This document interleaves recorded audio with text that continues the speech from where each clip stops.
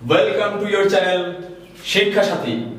শিক্ষা সাথী ইউটিউব চ্যানেলে আপনাদের সকলকে জানাই স্বাগত। শুরু করব ইতিহাস। আমাদের জিকে পার্টের প্রথম সবচেয়ে মেইন যেটা গুরুত্বপূর্ণ সাবজেক্ট ইতিহাস।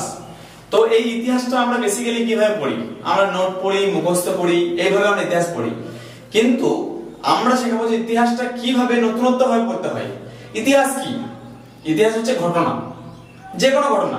আচ্ছা, এখন যদি তোমার বাড়িতে তোমার মা বাবারা যেমন দাদু দিদা ঠাকুমা ইতিহাস বলে যে হ্যাঁ তোর দিদাদের এই বাড়িটা ছিল, এই দিদার সঙ্গে তার ভাইয়ের এই ঝামেলা হয়েছিল, এই ঝামেলার ফলে মারামারি লাগার পরে জানিস আজকে এই বাড়িটা আমাদের, ওই জায়গাটা আমাদের ছিল, এই মারামারি। এগুলো শুনতে কেমন লাগে? এইগুলো যখন বাড়িতে ঠাকুমা দিদারা বলে তখন কি শুনতে বিরক্ত লাগে? আমরা কি ভুলে যাই? ইতিহাস তাই, ওটা বাড়ির ইতিহাস, আমরা যেটা পড়বো এটা ভারতের ইতিহাস, আমাদের দেশ, দুটোই আমাদের। জানবো কিভাবে দেশ আগে আমাদের কেমন ছিল, মানুষ কিভাবে শুরু হয়েছে, কারা কারা এসেছে, তারপর আমরা কিভাবে স্বাধীনতা লাভ করেছি, এটাই হচ্ছে ইতিহাস। তো আমরা একদম প্রথম থেকে শুরু করব যে ইতিহাসের যুগ বিভাজন। যুগ বিভাজন মানে প্রথম কবে থেকে ইতিহাস শুরু হয়েছে, কবে থেকে আমরা জানতে পেরেছি, তার আগে কি ছিল। তো সেটাই আমি প্রথম থেকে যেদিন থেকে মানব সভ্যতা শুরু হয়েছে পরপর টপিক ওয়াইজ লিখে আমি দেখাবো ইতিহাসের যুগ বিভাজন।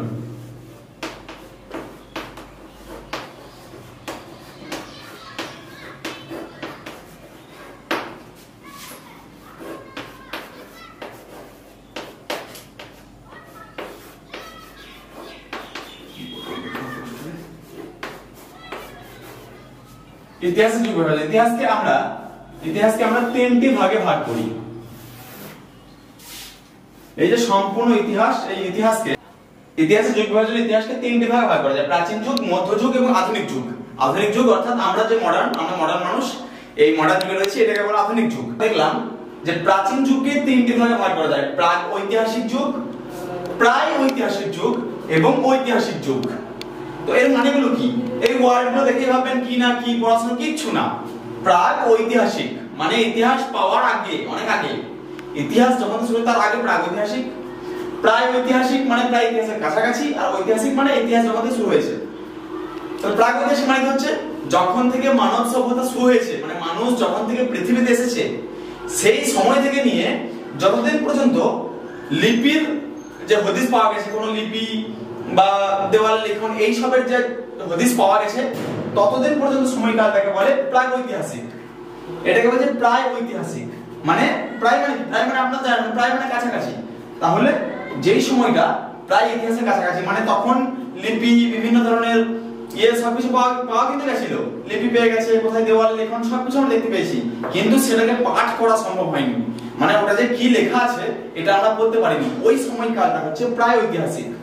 আর লাস্ট যেখান থেকে ইতিহাস শুরু, এটা হচ্ছে আসল ঐতিহাসিক, অর্থাৎ যেখান থেকে লিপি পাওয়া গেছে এবং সেটা পাঠ করা সম্ভব হয়েছে যে হ্যাঁ আগে মানুষ কেমন ছিল, কি ব্যবহার করত, কোথায় কি মানুষ কি খেত, কি লিখতো, কি থালা ব্যবহার করতো, তামা ব্রোঞ্জ, এই সব যে পুরো ইতিহাসটা, এইটা হচ্ছে ঐতিহাসিক। আমরা যেটা বললাম প্রাক ঐতিহাসিক যুগ, অর্থাৎ যখন থেকে মানব সভ্যতার সূচনা হয়েছিল সেই সময়কাল থেকে লিপির যে হদিস সেটা পাওয়া পর্যন্ত সময়কালকে বলে প্রাক ঐতিহাসিক যুগ।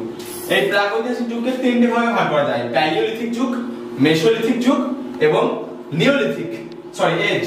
ইংলিশে এটাকে এজ বলা হয়। এজ মানে একটা সময়কাল। প্রাচীন প্রস্তর যুগ, মধ্যপ্রস্তর যুগ, নব্য প্রস্তর যুগ, প্রস্তর যুগ। তো এখন আমি বলবো এই প্রস্তর যুগেরই একটি ইম্পর্টেন্ট ঘটনা, সেটা হচ্ছে ভীমবেটকা গুহাচিত্র, যেটা মধ্যপ্রদেশে অবস্থিত। এই ভীমবেটকা গুহাচিত্র এটি প্রস্তর যুগেরই একটা নিদর্শন।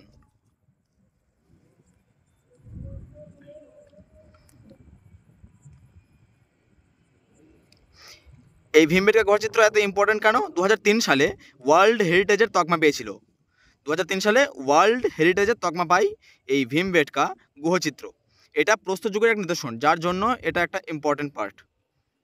তো কী হয়েছে না 2003 সালে ওয়ার্ল্ড হেরিটেজের তকমা পায়, এটা একটা ইম্পর্টেন্ট প্রস্তর যুগের ক্ষেত্রে।